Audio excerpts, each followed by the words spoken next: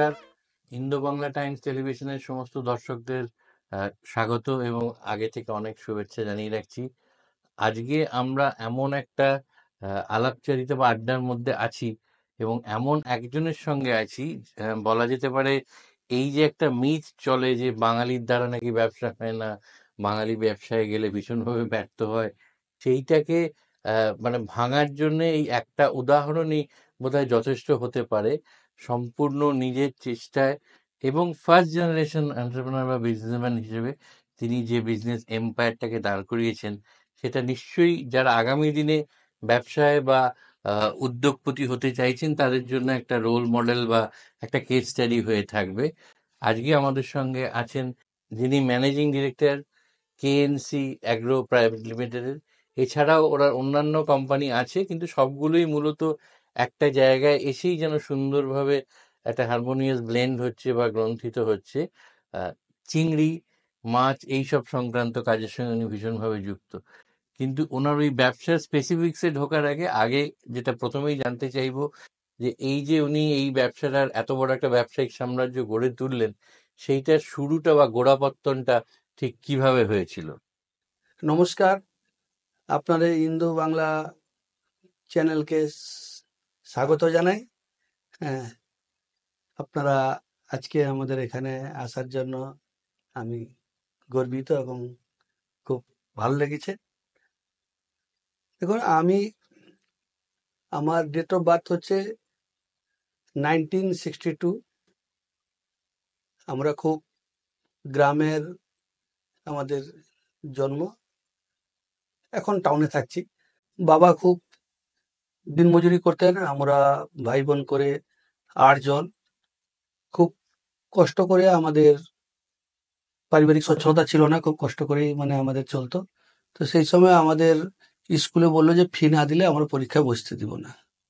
তো সেই যে আমরা স্কুল থেকে বেরিয়ে এসেছি, তখন ধরুন বয়স কত হবে, 12-13 বছর আমাদের বয়স হবে। দাদার বয়স আর 2-3 বছর বড়, দাদার 15 বছর হবে।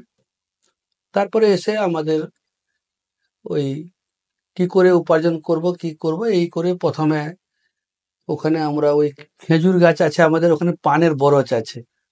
তো মানে কি অর্থাৎ স্কুল ড্রপ আউট থেকে বড় শিল্পপতি হয়ে ওঠার আর একটা উজ্জ্বল উদাহরণ। হুম, হ্যাঁ। তো সেখানে কি করতাম, খেজুর গাছের বাল্লাগুলো কেটে ওখানে বেঁধে করে একটা রিক্সাতে করে একটা রামনগর বাজার বলে বাজার আছে, ওখানে গিয়ে খেজুর পাতাগুলো বিক্রি করতাম। তো বিক্রি করার পরে ওখানে যাও কিছু প্রফিট হতো। তো ওখানে তারপরে এই করতে করতে আবার অন্যান্য কিছু কিছু ছোট ছোট বিজনেস করেছি। তো এই হ্যাঁ, আইডিয়াটা কি কেউ দিয়েছিল না আপনাদের না না, মধ্যে? কিছু করতে হবে, মানে কিছু রোজগার করতে হবে, কিছু চাল ডাল কিনতে হবে, খেতে হবে, এইটাই হচ্ছে। এতগুলো ভাই বোন আছে ছোট ছোট আমাদের থেকে, আমাদের উপরে দায়িত্ব পড়েছে। বাবারও বয়স হচ্ছে। বাবা এক সময় কি হয়েছে, ওই পায়ে একটা সেপটিক হয়ে একটা অপারেশন হয়েছিল, বাবা বসে গেলেন, তাতে একটু আরো আমাদের একটু কষ্ট হয়ে গেল। তো বাবা খুব সৎ মানুষ ছিলেন, হয়তো কষ্ট ছিল, কিন্তু ওনার যে কথাবার্তা আমাদেরকে যে শিক্ষা দিতেন, এখন সেটা ভাবছি যে কত মূল্যবান ছিল। বলতেন, বাবা যতই কষ্ট হোক সত্যর পথে থাকবি, একদিন দেখবি খুব ভালো জায়গায় যাবি। তো সেটা আজকে অনুভব করছি, আমার বাবার সেই জায়গাটা আজকে আমরা অনুভব করছি, যে কি কথাগুলো বলেছিলেন, মূল্যবান কথাগুলো, আজকে সেটা কত দামি কথা ছিল। দামি কথা ছিল। তো সেই জায়গা, এবং আমরা সুফিবাদী লোক, গুরু ধরালো, পীর সাহেব আমাদের বলি, পীর সাহেব আমার বাবাও ধরেছেন না, আমরাও সেই ধরেছি। সেই জায়গায় আমরা সুফি মতে বিশ্বাসী। তো ব্যবসা করতে করতে তারপরে যখন এইসব হলো, আমি চলে গেলাম উড়িষ্যা, কটকে ফেরি করতে। তো ওখানে গিয়ে প্রায় 7 বছর ওখানে, 6 বছর প্লাস 7 বছর পরে আমি চলে এসেছি ওখান থেকে। তো ওখানে ওই কাপড় বেঁধে নিয়ে সাইকেলের পিছনে করে ওখান থেকে 25-30 কিলোমিটার কটক টাউনে থাকতাম। ওখান থেকে শহরতলি জায়গাগুলোতে চলে যেতাম, কোনোদিন কোনোদিন শহরেও থাকতাম। তো এই করে ওখান থেকে মাসে যাও 4,000, 5,000, 6,000। তখনকার 4,000, 5,000, 6,000ও অনেকটা, মানে অন্তত মানে সংসারটা চলতো। হ্যাঁ, ওখানে ভালোই সেই টাকাটা তখন মূল্য ছিল। 5,000-6,000 মানে একটা সরকারি চাকরি বেতন ছিল হয়তো, ওই 82-83-তে এইরকমই বেতনও ছিল।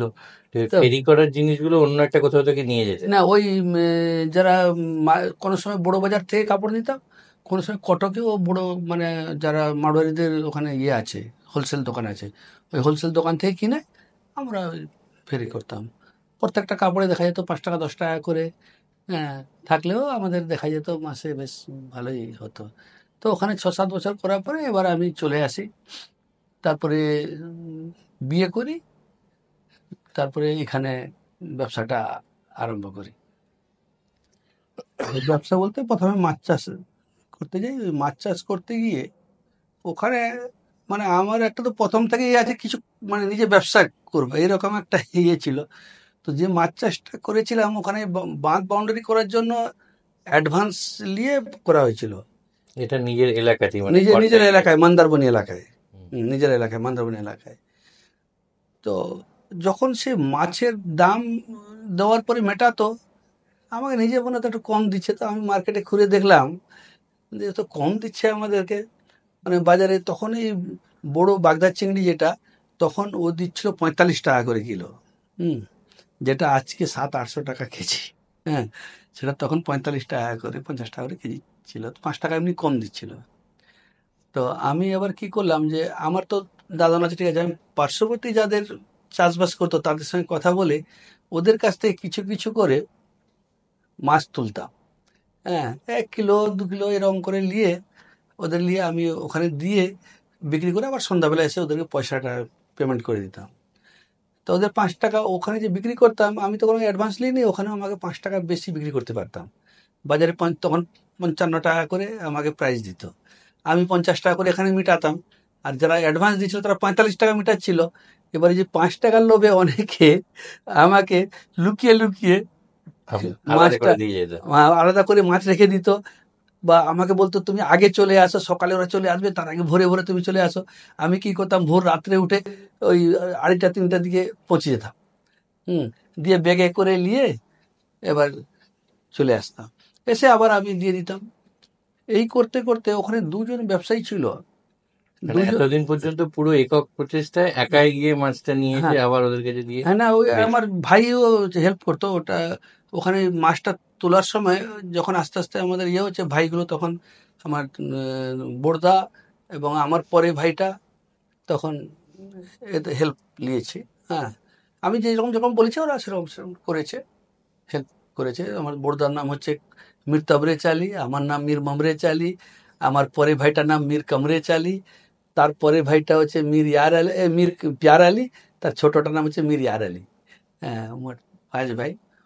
তো তখন ওই ভাই ওখানে তুলতো, আমি নিয়ে এসে আবার এখানে তা যখন 2 ব্যাগ 3 ব্যাগ মাছ হলো দিয়ে ওখানে দিয়ে দিতাম। দিয়ে এরকম করে ব্যবসা চলছিল।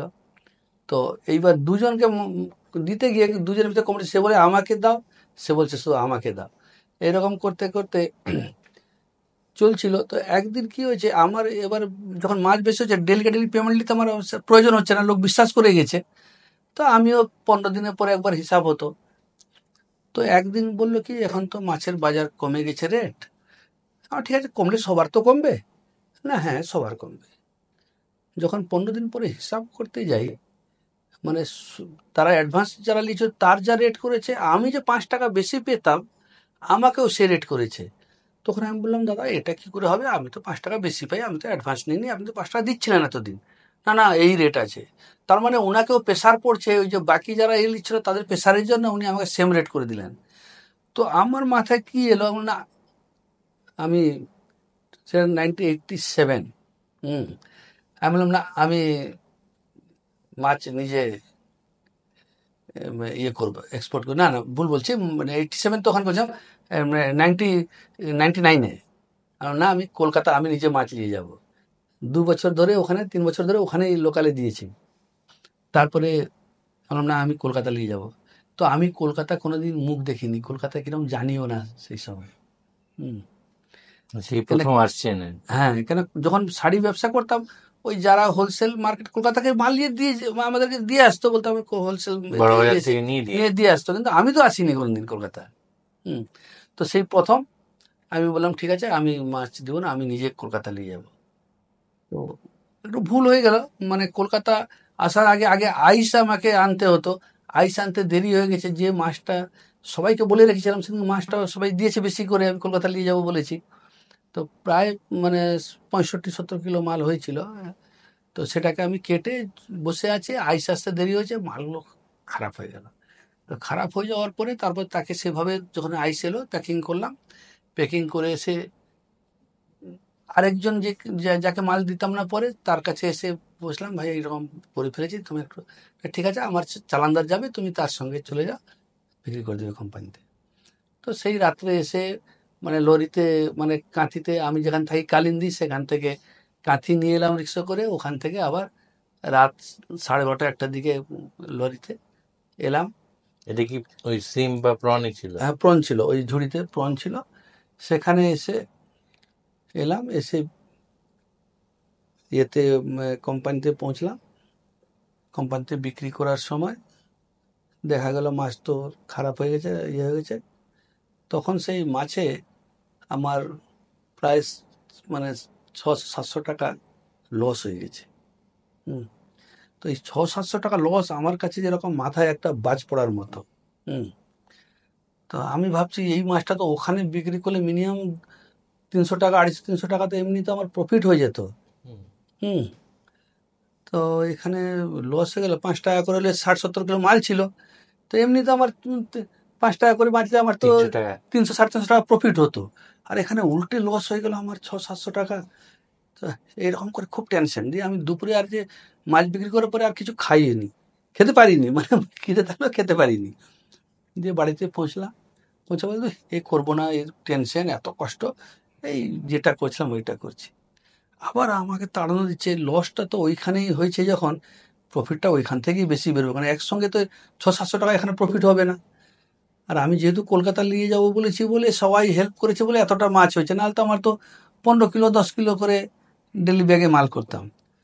আবার বেশি করে মালটাও পাবো সবাই, তখন আমি যখন কলকাতা যাবো সবাই হেল্প করবে। তো সবাই হেল্প করেছে, এইটা বলতে গেলে যারা তখনকার ফার্মার, যারা চাষি, প্রত্যেকের অবদান আছে আমাকে বড় হওয়ার জন্য, প্রত্যেকে আমাকে হেল্প করেছে। তার জন্য আজকে এই জায়গায় তাদেরকেও আমি সাধুবাদ জানাবো। হ্যাঁ, আজকে যারা আমাকে হেল্প করেছিল, তাদের তাদের কাছেও আমি কৃতজ্ঞ। তো সেই জায়গায় কিছুদিন বন্ধ করে দিলাম। তারপর তাদের দুজনে যে ঝগড়া ছিল, সে এসে বলে আমাকে দাও, বলছে তুমি আমাকে দাও। তা আমি বললাম না, দুজনকে 50-50 দিব। হুম। তো দেওয়ার পরেও দেখছি দুজনের ওই টানাটানি চলছে আমাকে নিয়ে। তো একজন এসে বলছে, ঠিক আছে তোমাকে আর আমাকেও দিতে হবে না, তুমি যেরকম ডাইরেক্ট করছিলে ওই রকম করো। হুম। এটা 1-1.5 বছর 2 বছর পরে কথা বলছি, এটা হচ্ছে মনে হয় 91 সালে। তো ওখানে নিয়ে এসছি, নিয়ে আসার পরে ওটা মানে এই গোয়াঙ্কাদের ফ্যাক্টরি ছিল, এখন ওরা ওই এই ব্যবসায় এই সিফুড ব্যবসায় নেই। হুম। ওদের এই ইকবালপুরে ওদের ফ্যাক্টরি ছিল। তো ওখানে মাল নিয়ে এলাম। এই যোগাযোগগুলো সব নিজে থেকেই করলেন? যোগাযোগ না, ওই যে আরেকজন যে বললো যে চলো তুমি আমাকে তোমার বিক্রি করে দেবো, তো ওর মারফতেই এলাম। এসে যখন বিক্রি করলাম তখন এসে আমি রেটটা জেনে নিলাম, যারা সাপ্লাই দিচ্ছে তার কাছে রেটটা লিখে রাখলাম। যখন আমার বিলিং হলো, মানে 10 টাকা করে 15 টাকা করে কোনো কোনো গ্রেডে, একটা গ্রেড হিসাবে হয়, রেট প্রাইস কম পেলাম আমি। তখন আমি যার নামে মাল দিয়েছিলাম, উনি ভদ্রলোক অশোক দত্ত এজেন্ট ছিলেন, উনি স্বর্গবাসী হন, উনি নেই এখন। তো যখনই আমাকে কম দিলেন রেটটা, আমি তখন বললাম, দাদা আমি তো এক্ষুনি জিজ্ঞেস করলাম, আপনাদের যে সব সাপ্লাইকে রেট দিয়েছেন, আমি তো রেট লিখে রেখেছি, এই রেট আপনার কোম্পানির রেট আছে, তাহলে আপনি কেন আমাকে এই প্রাইসটা কম দিলেন?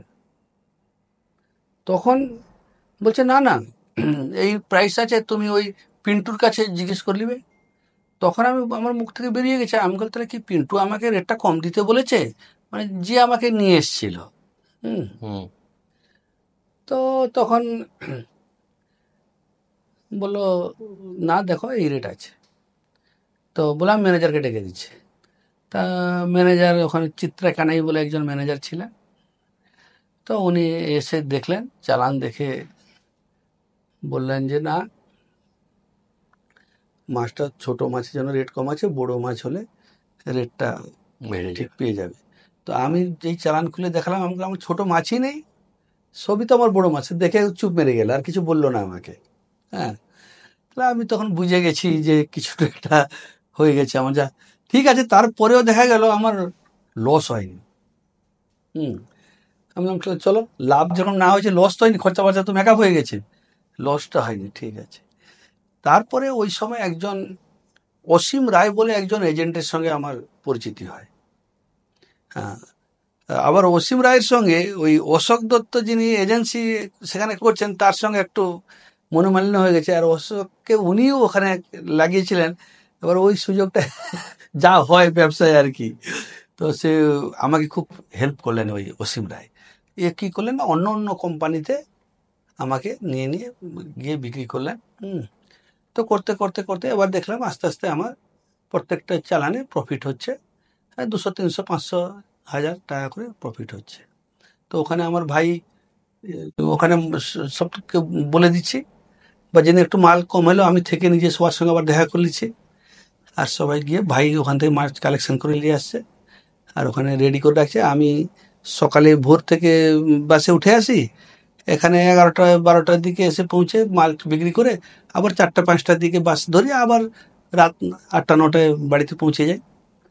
প্রত্যেক দিন এরকম হয়েছে যে কোনো এক এক মাস হয়তো আমি সূর্যের মুখ দেখিনি, মানে রাত্রে ভোরে উঠতাম এবং ওই রাত্রে গিয়ে পৌঁছতাম, এইরকম হতো। ভাইরা ওইভাবে যে ওখানে ততদিনে করতেন। মনস্থির করে নিয়েছেন যে এই ব্যবসাটাতেই থাকবেন, মানে না, স্টিক করে থাকবেন। মোটামুটি ব্যবসা ভালোই চলছে, এটাই আছে। সিজন, সিজন ওয়াইজ ব্যবসা। এটা ওই 7-8 মাস হয়, হ্যাঁ, 4 মাস 5 মাস বন্ধ থাকে, ছ 6 থেকে 8 মাস হয়, যেরকম যেরকম সিজন আসে। তো ওইটা করতে করতে আস্তে আস্তে আস্তে ব্যবসা আমাদের বাড়তে লাগলো। এই করে 1998-এ 98 সালে গিয়ে একটা কোম্পানি, এই নেজামি রেখা সিফুড প্রাইভেট লিমিটেড নামে একটা কোম্পানি করি। তখন আমরা এখানে যারা বড় বড় ব্রিটানিয়া, র্যালিস ইন্ডিয়া, এইসব কোম্পানি ছিল, এবং ক্যালকাটা সি ফুড, সেনবাবুদের, হ্যাঁ, নাম শুনেছেন, গৌরী সেনদের। হুম। তো এই সব জায়গায় মাল দিতাম। এই অভিজিৎ সেন টেন। হ্যাঁ, হ্যাঁ। তো ওখান থেকে করে আস্তে আস্তে যখন দেখছি এবার সারদা কোম্পানি এলো, সারদায় তখন মাল দিচ্ছিলাম। তো এইসব জায়গায় কি হতো আগে, মানে টাকাটা আমি দেখে দেখে দিতাম যেসব কোম্পানির টাকাটা ঠিক মতো পাওয়া যায়। তারপরে পরে পরে আইবি বলে একটা কোম্পানি আছে, আইবিতে বেশি করে, আইএফবি। হ্যাঁ, আইএফবি, হ্যাঁ, নাগদের, বিজয় নাগদের, হ্যাঁ। তো ওখানে দিতে আরম্ভ করলাম। তো ওখানে একজন একে ব্যানার্জি বলে একজন, এখনো মনে হয় হোল টাইম আছেন মনে হয় ডাইরেক্টর হিসেবে, ওনার বয়স হয়ে গেছে।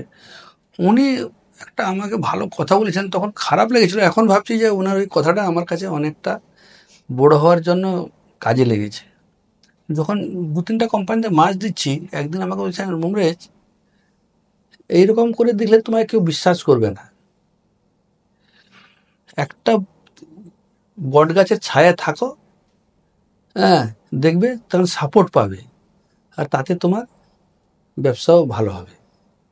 তখন আমি মনে মনে ভাবছি, এ মনে হয় মাছটা নিজে পাওয়ার জন্য এরকম বলছেন। ঠিক আছে, তো এরকম করে আমি ওনাকে মাছটা দিচ্ছি। দিতে দিতে একদিন একটা ওই কি হতো, তখন ওই 15 দিনের পরে একবার হিসেব হতো, সিস্টেমটা এরকমই ছিল। ততদিন আপনার ভলিউমটা তো আর অনেক বেড়ে গেছে। ভলিউমটা এখন তো লক্ষ লক্ষ টাকার, আমার পার ডে হয়তো 8 লাখ 10 লাখ টাকার মাছ আমরা সাপ্লাই করছি তখন। তখন ওনাকে একদিন বললাম, স্যার আমাকে 5 টাকা করে দেন না, এই গনে তো স্যার মাছটা তো একটু ভালো ফেলেছি আপনার কাছে, 5 টাকা দেন না। না, আমি মনে হয় একটু বাড়িয়ে বলেছিলাম, আমি 10 টাকা চেয়েছিলাম। উনি কী করলেন, ঠিক আছে 5 টাকা করে, ওনার একে বলে না, 5 টাকা করে একে একটু দিয়ে দিও। হুম, আমি বললাম, স্যার 5 টাকা করে তো অনেক টাকা পেয়ে গেলাম, এক্সট্রা প্রফিট। হুম। হুম, উনি হেল্পও করলেন। তারপরে ওনার সঙ্গে এ করে মাল দিলাম। তারপরে আর বললাম না, একটা খারাপ মিথ্যা বলাটা, সত্যি কথা বলতে আমি মিথ্যা অত বলতে আমাকে ভালো লাগে না। ব্যবসা করবো বলে এরকম নয় যে মিথ্যা বলে এ করে নিব, বা ওনার কাছেও একটা গ্রহণযোগ্যতা হারিয়ে যাবে, আমি আর বললাম না ওনার কিছু, ওনার রেটেই মাল। হুম, ওনার রেটেই মাল দিতে শুরু করলাম। হুম। তো তো এখনো পর্যন্ত আপনার যেটা শুনলাম তাতে মানে অনেকগুলো সাইট উঠে আসছে, একটা সাইট কিন্তু মূলত এতদিন পর্যন্ত আপনি যেটা করেছেন ট্রেডিং, মানে মাছটা কোথাও থেকে নিয়ে আরেকটা জায়গায় হ্যাঁ। দিয়েছে, কিন্তু তাতে গুণগত মান বা এর দিকটা আপনার হাতে ছিল না। হুম। তো এইটা কি কখনো আপনার মনে হয়েছিল যে এটাও যদি আপনার নিজের হাতে থাকে, হুম। মানে যাকে ম্যানুফ্যাকচারিং বলে, ওইটাতে যদি আমি আসতে পারি তাহলে এই অনেক বেটার করতে পারবো? হ্যাঁ, ওই আপনার কথাটা ঠিকই। তো ওই জন্য তখন এই আইপিতে দিতে তো এবার মনস্থির করলাম। তখন দু জায়গায় দিচ্ছিলাম, একটা হেস্টিংসে আর আইপিতে। তো ওইখানে প্রথমে আমি হেস্টিংসে ওইখানে 2002-3 সালে প্রথমে এক্সপোর্ট করব বলে কোম্পানির নামে ওইখানে প্রথম বছরে একটা কন্টেনার, 2 সালে এটা করলাম। করার পরে 2002 সালে 3 সালে গিয়ে আবার ওটাকে 3টা কন্টেনার করলাম। ওখানে করতে গিয়ে দেখলাম যে ওখানে মানে আমার সঙ্গে ঠিক ইয়ে হচ্ছে না, একটু 2 নম্বরই হচ্ছে বলে মনে হলো। মাছের এ তো চিংড়ি মাছ তো, মানে আমার যে প্রথমে যিনি আমাকে এটা করেছিলেন, আমার অসীম রায়, উনি একটা কথা বলেছিলেন আমাকে যে মমরে, তুমি সোজাই কোনো সময় যত সোজা, তুমি এরকম সোজা যাবে না। চিংড়ি মাছটা কীরকম দেখেছো? আমি বলি বাঁকা, না একটু বাঁকায় চলবে, সবসময় সোজা যাবে না। না, তার কারণ আছে। তার কারণটা একটু বলে দিই। এই সেনবাবুদের ফ্যাক্টরিতে একদিন ওজন হয়েছে, মাছটা ওজন হওয়ার পরে তো বলছে দেখো তোমার ওজন পটে গেছে। তখন আমি বলছি না, আমার ওজন থেকে 1.5 কেজি বেড়েছে। যেই বেড়েছে বলেছি, সে 1.5 কেজি মাছটা আমার কেটে দিল, ওখান থেকে মাইনাস করে দিল। তখন অসীমবাবু ঝগড়া করছেন, কেন তুমি মাছটা কেটে দিলে ওর? তুমি তো ওজন করে নিয়েছ। না না, ও 1.5 কেজি বেড়ে গেছে, আমার কোথাও ভুল হয়েছে। বলছে না, ভুল হয়নি। ও ও ও তো মাল কেনে না, ওর দাদা কিনে, ভাই কেনে, ওখানে ওরা ভুল করেছে, তুমি ঠিক করো আগে। তো তখন এই কথাটা বলেছিলেন, মনে আছে যে চিংড়ি মাছ তুমি তুমি সত্যি কথা বলতে গেলে দেখেছো তো, সত্যি কথা বলবে না। তো সেটা ওখানে মানে সোজা আঙুলে ঘি না উঠলে ব্যাকা আঙুল। এটাও ওখানে ঘটেছে। তারপরে এবার ওই 2003 সালে 3টা কন্টেনার বিক্রি করলাম। ততদিনে তো আপনি লোকজন তারপরে রাখতে শুরু হ্যাঁ, করেছেন। তখন আমার কাছে লোকজন, তখন আমার কাছে 20-25 জন আমার কাছে কাজ করছে, ওখানে এখানে মিলিয়ে সব জায়গায়, মানে যারা চালানদার আছে, এই করে আমার 20-25 জন আমার কাছে কাজ করছে। তারপরে আমি ওই আইবির বেনাজিবুর সঙ্গে কথা বললাম, স্যার আমি এক্সপোর্ট তো করছি। এটা তো খুব ভালো খবর, তুই এক্সপোর্ট করছিস বামরেজ? হ্যাঁ, আমি বললাম, হ্যাঁ স্যার আমি এক্সপোর্ট করছি। আপনি প্রথম কোন দেশে এক্সপোর্ট করলেন? প্রথমে জাপান, তখন জাপানেই বেশি করে ইয়ে হতো। তো ওই কন্ট্যাক্ট ফন্ট্যাক্ট সব নিজেই জোগাড় করলেন? হ্যাঁ, না ওই যেখানে করছিলাম ওই হেস্টিংসের চিত্রাকানি বলে, ওই যোগাযোগ করে প্রথম বিক্রি করে দিয়েছিল। তারপরে আমি যখন আইপিতে এবার কথা বললাম যে আমি মার্চেন্ট এক্সিবিটার হিসেবে কাজ করব, তাহলে আপনি যদি অন্যদেরকে দিচ্ছেন, আমাকে যদি একটা সুযোগ করে দেন। না, করতে হলে তোকে মিনিমাম একটা গ্যারান্টি দিতে হবে। হ্যাঁ, অত করতে পারবি তাহলে হবে। দেখ, আমাদের কোম্পানির সিস্টেম আছে, ওই রকম দু একটা করলে আমি দিতে পারবো না। না, কত করতে হবে? না, মিনিমাম 500 টন গ্যারান্টি তোকে দিতে হবে। 500 টন না, আমি ওই 200 টন খানে করবো। হ্যাঁ, তাহলে তো আমাকে আবার আরেকজনকে রাখতে হবে। হ্যাঁ, আমি তাহলে আপনি আরেকজনকে রাখুন, আমাকে একটু 200 টনের এ করে দেন। না, 200 টন না, তুমি ওই 300 টনের গ্যারান্টি দিচ্ছি, তুমি করবে। তো সেভাবে এগ্রিমেন্ট করে 300 টনের গ্যারান্টি হলো। সেখানেও 300 টন করতে পারলাম না কেন, ওইটা ওরা সিস্টেমে বেঁধে দিয়েছিলেন যে পার ডে এই মাছ তোমার কোয়ান্টিটি আমি নেব। আর যেই আমার যখন মাছের কোয়ান্টিটি হচ্ছে, তখন অন্য ওনাদের আছে আরেকজন ইয়ে আছে, তখন আমি প্রসেস করতে পারছি না। তখন ওই হিসাবে আমার 300 টন হলো না, কিছুটা কমে গেল। 300 টনের মিনিমাম গ্যারান্টি পয়সাটা দিয়ে দিলাম। তার পরের বছর আবার 500 টনের এগ্রিমেন্ট করলাম, আর 500 টনের কাজ করলাম। তো এই এই ফেজটাতে আপনি এই একটা করে এবার কোম্পানির করতে সঙ্গে ডিল করতে করছেন? এই 2007 সালে এই কোম্পানিটা, এটা বেনফিস কমপ্লেক্স হচ্ছে, এটা হচ্ছে আমাদের স্টেট গভর্নমেন্টের। তখন কিরমানন্দবাবু মুখ্যমন্ত্রী ছিলেন। তো ওখানে ওনার সঙ্গে গিয়ে দেখা করলাম। তখন সব বন্টন হয়ে গেছিল। 2-3 জন লোক মানে টাকা দিয়ে চালায়নি, পড়ে আছে। আর কোনো মানে ওই যে প্রথম যে মানিটা ছিল দিয়েছিল 15 লাখ টাকা, তারপরে আর দেয়নি টাকাগুলো। তো ওই হিসাবে ওরা ক্যান্সেল করেছেন।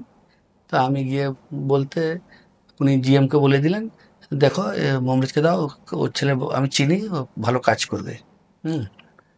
তো আমাকে ওখানে এই সুযোগটা নিলাম এবং আমি টাকা পেমেন্ট করে এবার এই ফ্যাক্টরিটা 2007-8 সালে চালু করলাম। তখন আমাদের ব্যবসাটা মেনলি জাপান হতো, আর জাপান ব্যবসাটাও ইজি ছিল। পেমেন্ট সব এলসি, সাইট এলসি হয়, কোনো প্রবলেম হয় না। এগুলো নিজের নামেই করছে। হ্যাঁ, তখন ব্যাংকের লিমিট আস্তে আস্তে মানে 1 কোটি 1.5 কোটি করতে করতে লিমিটও ব্যাংকও বাড়িয়ে দিচ্ছে, অসুবিধা হচ্ছে না। এই করে 2012 সালে আবার আমি ভাবলাম আমার দেশে যদি করি, আমার দেশের লোক অনেক কাজ পাবে পূর্ব মেদিনীপুরে। সেই হিসাবে ওখানে যেহেতু তখনও কি হচ্ছে, তখন 24 পরগনা থেকে, এই 24 পরগনা, দক্ষিণ 24 পরগনা, উত্তর 24 পরগনা, এইসব জায়গা থেকে বাগদা চিংড়ি বেশি হতো, আর আমাদের পূর্ব মেদিনীপুরে খুব কম হতো সেটা। যখন আবার ফার্মিং সিস্টেম বাড়লো, তখন আমার পূর্ব মেদিনীপুর 1 নম্বরে চলে এলো, মানে আমার স্টেটে, যে সব থেকে ফার্মিংটা বেশি হচ্ছে। তো মাছটা তো ওই দিক থেকে আসছে। তো ওই 2012 সালে ওখানে ফ্যাক্টরি আরম্ভ করে 13 সালে চালু করি ফ্যাক্টরিটা। ওইটাতে কিরকম ইনভেস্টমেন্ট হয়েছিল ফার্স্ট ফ্যাক্টরিটাতে?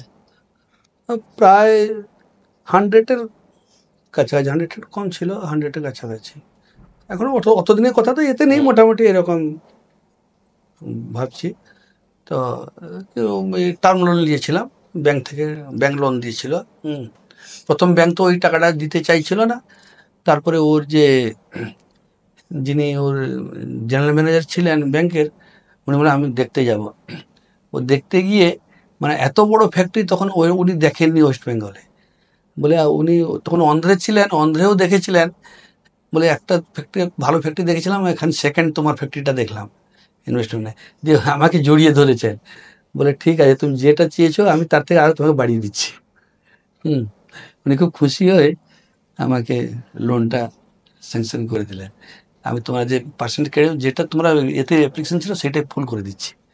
হ্যাঁ, আমরা ভেবেছিলাম যে একটু বাড়িয়ে চাইলে একটু কমাবে, ফুল করে দিয়ে গেলেন। তো সেখানে ব্যবসা এক্সপোর্ট, প্রথমে নতুনটা একটু হয়েছে, পরে পরে পরে পরে বছর আস্তে আস্তে আস্তে আস্তে আমাদের ব্যবসা, প্রত্যেক বছর আমাদের টার্নওভার বেড়েছে, কোনো বছর আমাদের টার্নওভার মানে কম হয়নি। মানে টার্নওভার, গ্রাফটা ঊর্ধ্বমুখী থেকে। হ্যাঁ একদম সবসময় আমাদের, যখন এই 19, 20, 21 যখন কোভিডের খুব খারাপ পজিশান সব ব্যবসার, আমাদের ব্যবসায়, আমার ব্যবসায় বিশেষ করে এফেক্ট পড়েনি, হয়তো অন্যদের হয়েছে। মানে তার কারণ হয়েছে ওই সময় আমার ফ্যাক্টরিতে অনেক লোক থেকে গেছিলো, মানে আমিও খুব টেনশনে চিন্তায় ছিলাম। তখন যা একটু কিছু হয়ে গেলে যেভাবে স্বাস্থ্য দপ্তর যেভাবে হইচই হচ্ছে, আমাদের প্রায় 200 লোকের মতো থেকে গেছিলো আমাদের ভিতরে। ছাড়তে ছাড়তে যে এই যে 200 জন থেকে গেছিল, যখনই হলো, গভর্নমেন্ট বললো যে না কাজের সুযোগ করে দিচ্ছে, সেই সময় হট করে লোক জোগাড় করতে লোকের হিমশিম খেয়েছে। আমার ভিতরে যে লোকটা ছিল ওই লোকটা আমার কাজে এসে গেছে, যার জন্য কাজ করতে আমার 20 সালেও, মানে আমি হয়তো আমাদের আরম্ভ হয় এপ্রিল মেতে তো হয়নি, জুন মাসে আমাদেরকে গভর্নমেন্ট দিল। জুন মাসে চালু করেও টার্নওভার কমেনি, মানে অনেকটা কাজ করে আমরা সঙ্গে সঙ্গে ম্যান পাওয়ারটা পেয়ে গেছিলাম, কাজ ভালো হয়ে গেছে।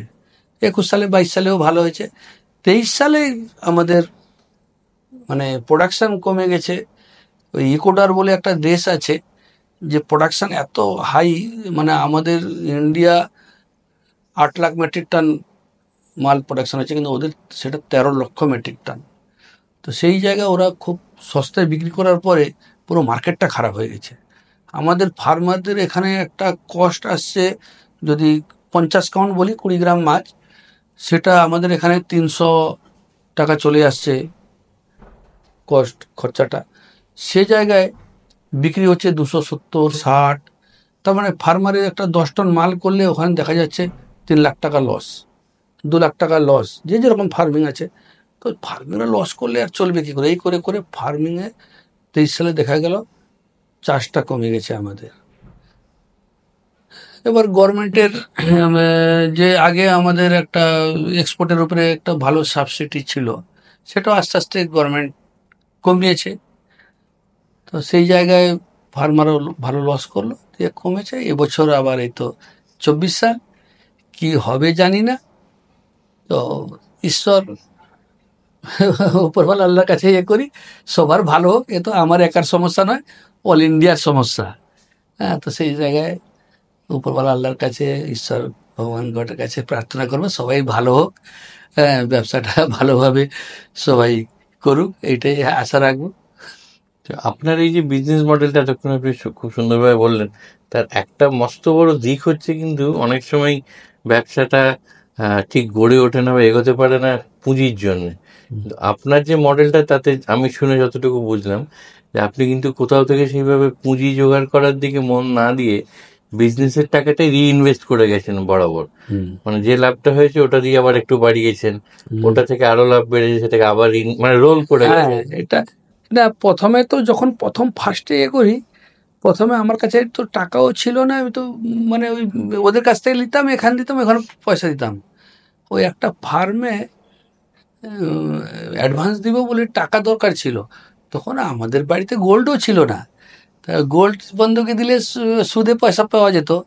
তো আমার মায়ের কিছু রূপও ছিল, তো সেই রূপও নিয়ে গিয়ে আমি বন্ধকি দিয়েছিলাম। তো সে বললো কি 2-3 হাজার টাকা হবে ও যা রূপো আছে। তো আমাকে যে নিয়ে গেছিল, ওদের গোল্ড ফোল্ড দেয়, ওরা ওর সোর্সে গেছিলাম। ও বলছে না, ওকে 10,000 টাকা দেন।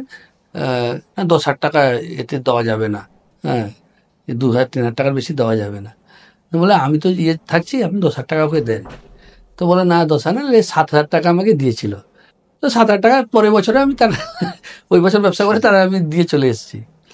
তারপরে আস্তে আস্তে যা ইনভেস্ট হয়েছে ওই আপনার মতো আমি ওখানে ইয়ে করে করে করে করে গেছি। এবং ব্যাংকও আস্তে আস্তে আমাকে সাপোর্ট করেছে। আর তার থেকে বড় সাপোর্ট হচ্ছে আমার মার্কেটে গুডউইলটা আমার বড় সাপোর্ট করে গেছে। মানে টাইম মতো লোককে পয়সা দেওয়া, এটা আমার প্রথম থেকে ছিল। আর এখনও আমি ওইটাকে মেনটেন করে যাচ্ছি, জানি না কতদিন করতে পারবো। এখনও আমাদের মার্কেটে গুডউইল আছে, আমার টাকা না হলেও আমি ব্যবসা করতে পারবো। যদি ব্যাংক টাকা নাও দেয়, আমি একটা বছর তো টানতে পারবো। কেননা মানে বিশ্বাস, ভরসা আছে। অন্য জায়গায় লোক ক্যাশ দিয়ে মাল না পেলেও আমাকে বাকিতে মাল দেবে, জানে যে বাড়িতে আমার টাকা ঢুকে যাবে। কেন এই ব্যবসায় অনেকে চোট খেয়েছে, কোটি কোটি টাকা চোট করেছে। মানে অনেক এক্সপোর্টার টাকা দেয় না, মানে সাপ্লায়ারদের, ফার্মারদের। হ্যাঁ, তো সেই জায়গায় এত বছরের আমার এতে কোনো রকম কেউ বলতে পারবে না যে কারোর টাইম দিয়ে বা কারো ইয়ে করে টাকাটা পায়নি বা হ্যারাসমেন্ট হয়েছে, এরকম কোনো রেকর্ড নেই। আপনি যেহেতু একেবারে মানে অলমোস্ট শূন্য থেকেই উঠতে উঠতে এই জায়গাটা এসেছেন, আইএফবির মতো কোম্পানির সঙ্গে কাজ করেছেন, কখনো নিজের একটা ব্র্যান্ড চালু করার কথা ভেবেছেন নাকি? আপনি এখন তো বোধহয় বাল্কে জাস্ট সাপ্লাই দেন। না, না, আমি তো নিজে ব্র্যান্ড যখন আমি কেসিএনটাই ব্র্যান্ড। আমি হ্যাঁ, কেজ না, আমার রেখা বলে একটা ব্র্যান্ড যখন করি জাপানে। হুম। যখন আমি 2000 মানে ওই 6-7 সালে যখন, তো তার আগে তো টুকটুক করে করেছিলাম, যে 6-7 সালে এখানে ফ্যাক্টরিটা করিলি, তখন আমার রেখা ব্র্যান্ডের জাপানে ভালো নাম হয়ে গেছে। আচ্ছা, রেখা আমরা ব্র্যান্ডই এক্সপোর্ট করেন? হ্যাঁ, তখন ওই ব্র্যান্ডের জন্য আমি 10 সেন্ট 20 সেন্ট চাইলেও আমি পেয়ে যেতাম। অন্যদের কাছ থেকে আমার মালের কোয়ালিটি, এমনি কোয়ালিটির সম্বন্ধে, মানে আমি তো নিজে এক্সপোর্ট করছি আর নিজে আমি জানি মাল কোয়ালিটি কী করতে হবে। কেন আমি নিচে থেকে হারভেস্টও জানি, মাছটাও ভালো চিনি।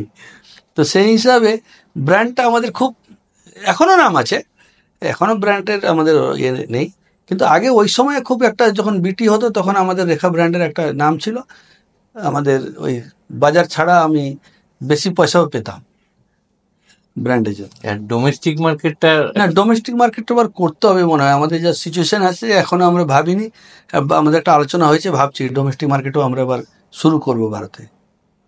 আর এই প্রন বা সিম ছাড়া অন্য কোনো, যেমন আপনি ইকুয়েডারের রেফারেন্সটা দিয়েছেন, ইকুয়েডার ছাড়া আর কোন দেশে এই প্রন সিম এসবের ব্যবসাটা বড় হয়? গ্লোবাল মার্কেট যদি আমরা গ্লোবাল মার্কেটে দেখলে যেরকম যেরকম প্রোডাকশন দেশ হচ্ছে, যেরকম ইন্দোনেশিয়া আছে, ভিয়েতনাম আছে, থাইল্যান্ড আছে, শ্রীলঙ্কা কম আছে। তো এইগুলো প্রোডাকশানে ভালো। বাংলাদেশ আছে। মূলত সাউথ এশিয়ান। হ্যাঁ, হ্যাঁ, এ তো মানে এ তো অ্যাকোয়াকালচার বিজনেস, যারা ওই সমুদ্র ধারে মানে সুইট ওয়াটার আর মানে ব্রেকিশ ওয়াটার যাকে বলা হয়, সুইট ওয়াটার আর নোনাক্ত মানে লবণ ওয়াটার মিলে যে জলটা হয় তাতে এইসব চাষটা বেশি হয়। তো এখন আমাদের ইন্ডিয়াও এমনি বোরওয়েল করেও হচ্ছে, আমাদের রাজস্থান হরিয়ানাতেও কিছু কালচার হচ্ছে এখন। হুম। মানে ইয়ে জলটা পাওয়া যাচ্ছে, লবণাক্ত জলটা পাওয়া যাচ্ছে, ওই লবণ জল পাওয়া গেলে ওখানে কালচার হচ্ছে না, কষ্ট বেশি খরচা হচ্ছে এতে, যাতে যতটা কষ্ট কম লাগবে ওতে কষ্ট একটু বাড়ে ওই করতে গেলে। তো এই যে গ্লোবাল মার্কেটে ধরুন ইকুয়েডর যে প্রাইসে দিচ্ছে, এইটাকে কম্পিট করার জন্য বা অন্তত কাছাকাছি যাওয়ার জন্য প্রাইসিংটাকে আরেকটু ঠিকঠাক করার জন্য এইটা নিয়ে কিছু ভাবছেন যে? না, ওইটা ওই নিজেদের কালচার আছে, আমাদের নিজের ফার্মিং আছে, ভালো একটা প্রোডাকশন আমাদেরও হয় সেখানে। আমাদের একজন ভাই ওখানে, ভাইপো এরা সবাই আছে, আর সবাই আমরা ভাইরা 5 জন, সবাই তো ভাইপো ছেলে সবাই মিলে যত ফ্যামিলি আছে সবাই চেষ্টা করছি যাতে প্রোডাকশনটা নিজেরা যতটা করতে পারি। এখন কত আপনার ক্যাপাসিটি মানে ওভারঅল? ওভারঅল আমাদের গত 21-22 আমাদের 600 কন্টেনার গিয়েছিল, ওই 22-23 ওটা একটু কমে গেছে, এবার 23-24 এখন কী হবে জানি না। তো আমাদের এখন তো 2 স্টার প্রথমে এক্সপোর্ট হাউস ছিল, এখন তো 3 স্টার এক্সপোর্ট হাউস হয়েছে। তো এখন তো ওটা তো টার্নওভারের উপরে গভর্নমেন্ট দেয়, এটা তো কেন্দ্র সরকারের ইয়ে, ওখান থেকে পাওয়া যায়। তো এবার চেষ্টা করব যদি ভালো ইয়ে আসে। এখন তো ব্যবসা তো সবসময় একইভাবে যায় না, নিশ্চিত আপ ডাউন হবে। আশা করি খাওয়ার জিনিস আবার হয়তো ঠিক হবে, একটু হয়তো সামলে চলতে হবে আমাদেরকে। এখন কটা দেশে এক্সপোর্ট করেন? এক্সপোর্ট এখন মেনলি 5-7টা দেশ বেশি করি, আর এমনি দেখতে গেলে ওভারঅল অনেক দেশে টুকটাক করতে গেলে হয়তো 40-50টা দেশ হয়ে যাবে গুনতি করতে গেলে, কিন্তু খুব মেনলি বড় 5-6টা দেশে ভালো করে হয়। যেরকম আছে আপনার ইউএসএ, ইউরোপ কান্ট্রিতে অনেকগুলো তার পার্ট আছে, তারপরে আমাদের চায়না, জাপান, এইসব মেনলি, এখন দুবাই, এখন এইসব এইসব মেনলি 5-7টা 8টা ইয়েতে ভালো ইয়ে হচ্ছে। নাহলে এমনি ছোটো ছোটো অনেক আছে, অনেক দেশ আছে, হয়তো একটা কন্টেনার 2টা কন্টেনার এরকম করে অনেক হচ্ছে। আর ইউরোপ কান্ট্রিতে ঢুকলে তো আপনি ওখানেই তো 10-20টা ইয়ে পেয়ে যাবেন ছোটো ছোটো। আর কোনো নতুন দেশে বড় করে এক্সপোর্ট শুরু করার কথা? সেটা তো দেখুন, ডেভেলপমেন্ট তো আমাদের গভর্নমেন্ট থেকে আমাদের একটা এমপেডা বলে একটা ইয়ে আছে, ওরাই ডেভেলপমেন্ট বোর্ড, ওরাই চেষ্টা করে। অন্যান্য দেশে কোরিয়াতেও কিছু এক্সপোর্ট হয় আমাদের, আরও চেষ্টা করে ওরা ডেভেলপমেন্ট করার জন্য কোনো কোনো দেশে গিয়ে প্রমোট করে। মানে চায়ের ক্ষেত্রে যেমন ইন্ডিয়ান টি, ওটাকেই একটা জেনারিক ব্র্যান্ড হিসেবে বিদেশে এক্সপোর্ট করার ক্ষেত্রে গভর্নমেন্টই একটা এনকারেজ করে, প্রমোট করে। মাছের ক্ষেত্রে যেরকম এমপিডি আছে, ওদের কি ওরকম কোনো ভিশন আছে হ্যাঁ, যে? হ্যাঁ, ইন্ডিয়া, আমাদের ইন্ডিয়ার প্রনের উপরে একটা ইয়ে ভালো চাহিদা আছে। আমাদের অন্য দেশের প্রন থেকে আমার ইন্ডিয়া প্রনের উপরে একটা ভালো ইয়ে আছে, মানে বায়াররা যারা বিদেশি যারা আছে ফরেনাররা পছন্দ করে।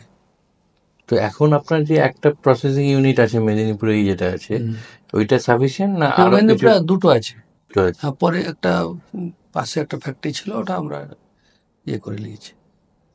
তো আরো এক্সপোর্ট বাড়লে আরো ওখানে ওখানেই ক্যাপাসিটি বাড়ানো, র্যাম্প আপ করার সুযোগ হয়।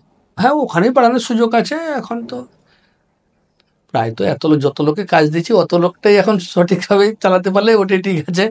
কেন চাই নিশ্চিত বাড়ুক, লোক কর্মসংস্থান বাড়ুক, ঠিক আছে, প্রোডাকশন যদি বাড়ে তখন দেখা যাবে। আপনার সাইটে বোধহয় আমি দেখছিলাম যে আপনার ওখানে অনেক বহু মহিলাও কাজ করেন। আমাদের তো ওই ধরুন এখন টোটাল সব মিলিয়ে 3,500, সব ফ্যাক্টরি মিলিয়ে 3,500 লোক কাজ করে।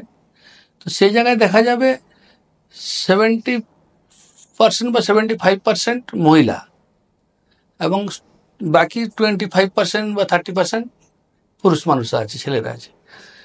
আর একটা জিনিস, এই গ্রামের মহিলারা ওরা যদি 10-12 হাজার টাকা করে, 15,000 টাকা করে পেয়ে যাচ্ছে, এতে কি হবে, সংসারও তার একটা ডেভেলপ হচ্ছে। যে পুরুষরা যা রোজগার করতে করতে মহিলারাও এসে কাজ Same করে way. পয়সাটা পেয়ে যাচ্ছে। ওই জন্য ওখানে অনেকটা নির্ভরশীল হতে হচ্ছে না পুরুষের উপরে, মহিলারা রোজগার একটা করতে পারছে। এম্পাওয়ারমেন্ট হচ্ছে। হ্যাঁ, তা আপনার পরবর্তী প্রজন্মরাও তো এগিয়ে এসছে সেম ব্যবসায় আপনার হ্যাঁ, মোটামুটি, ভাইদের। হ্যাঁ, ভাইরা ভাইপোরা, ইয়ে ছেলে ভাইপোরা সবাই এই ব্যবসায় আস্তে আস্তে এগিয়ে এসছে। আর বাকি ছোট যেগুলো আছে পড়াশোনা করছে, আবার আরও নিশ্চিত আসবে। তো এই এবার আদার্স কিছু ব্যবসাও করতে হবে, শুধু একটা ব্যবসা করে নির্ভর থাকা যাবে না। আমি ওইটাতেই আসছি যে ডাইভার্সিফিকেশনের কথা কিছু ভাবছেন? হ্যাঁ, একটু করছি, একটা অ্যাপোলো ক্লিনিক একটা করেছি, যে হোটেল রিসর্ট এইসব কিছু জায়গায় করছি। আর প্রন ছাড়া অন্য কোনো মাছ না, অন্য কোনো মাছ আমরা মানে ওইটাতেই স্টিক করে থাকবে? ওইটা, হ্যাঁ, ওটা করা যায়, কিন্তু অনেকে হোয়াইট ফিশ করে, আমি এখন করিনি, করলে করা যাবে। আর ডোমেস্টিক মার্কেটে যে ভাবনাটা যে বলছেন, হ্যাঁ, ওটা কবে থেকে করতে? ডোমেস্টিক ভাবছি এই বছরই কিছুটা শুরু করব বলে ভাবছি আমরা। দেখি, এখন আলোচনার বিষয় চলছে এটা। সেটাও কি রেখা ব্র্যান্ড নেম নিয়ে? দেখি মার্কেটে সবাই বসে একটা ঠিক করবো। আমাদের তো এক্সপোর্টে তো ওই নামে ব্র্যান্ড চলে, রেখা নামে। মানে রেখা আমার মেয়ের নাম। আচ্ছা, সেই থেকে ব্র্যান্ডটা এসেছে। ওই 2092-তে ওর জন্ম। তবে তো ব্যবসাটা আরো বেশি করে গ্রোথ করে, যেন ওর নামে বেশি করে মানে ব্র্যান্ড করেছে। অর্থাৎ আপনারা দেখলেন যে একেবারে খুব ছোট্টভাবে মানে সাইকেলে করে শাড়ি নিয়ে গিয়ে ফেরি করা থেকে শুরু করে আজকে যে এই বিশাল কর্মকাণ্ড, বিশাল একটা ব্যবসায়িক সাম্রাজ্য উনি গড়ে তুলেছেন, এইটা কিন্তু there is no full stop to it. উনি এখনো ভাবছেন যে আরো কিভাবে এটাকে বাড়ানো যায়, কিছু ডাইভার্সিফিকেশন করা যায়, এবং সেই প্ল্যানগুলো, পরিকল্পনাগুলো ইতিমধ্যেই মাথায় আসতে শুরু করেছে। আমরা আশা করব আগামী দিনে এইগুলোও রূপায়িত হবে এবং সফলভাবেই রূপায়িত হবে। এবং আমরা যখন নেক্সট টাইম ওনার সঙ্গে আলোচনা করতে আসব, আমি স্থির নিশ্চিত যে তখন অনেক কিছু নতুন কাহিনী বলার থাকবে, এবং এই নতুন বিষয়গুলোয় আরও কিভাবে উনি নতুন করে এগিয়ে যাচ্ছেন, সেইটা নতুন প্রজন্মের কাছে আর একটা অনুপ্রেরণা যোগানোর জায়গা হয়ে থাকবে। আমাদের সঙ্গে কথা বলার জন্য অনেক অনেক ধন্যবাদ। নমস্কার।